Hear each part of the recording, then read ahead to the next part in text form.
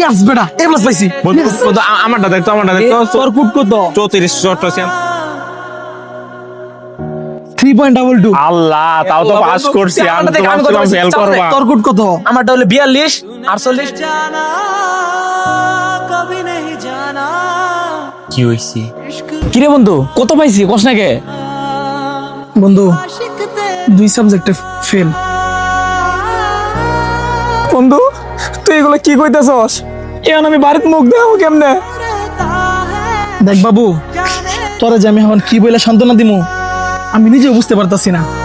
তারপর এতটুকু বলি, এই একটা এসএসসি রেজাল্ট আমাদের ভবিষ্যৎ ডিসাইড করে না। তুই শুধু এতটুকু মনে রাখ, তুই ভাঙ্গা পড়িস না, তুই হয়তো ভবিষ্যতে আরো ভালো কিছু করবি। চল তোর বাসায় দিয়ে আসি। কি বাতি যা শুনলাম তোমাদের নাকি রেজাল্ট দিছে, তো তোমার রেজাল্টের কি খবর? চাচা আমার 2 সাবজেক্টে ফেল আইছে। হে, এলাকায় তো তোমার বাপের একটা মান সম্মান ছিল, তুমি তো তোমার বাপের মান সম্মানটা ডুবাই হেললা। এই চাচা আপনি জ্ঞান দিয়ে না তো, আপনার কাছে আপনি যান। বেয়াদব পোলাপান এর লেগে তো ফেল করছে।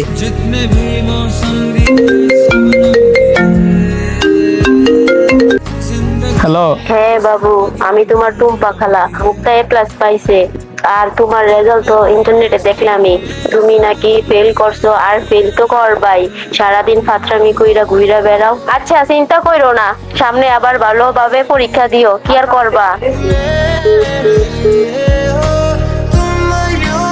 বন্ধু ডিপ্রেশনে যাস না, তুই যা যারা ফ্রেশ হয়ে খাওয়া দাওয়া করে একটা ঘুম দে। আমরা বিকেল আইসা ওর সাথে দেখা করে যাবো।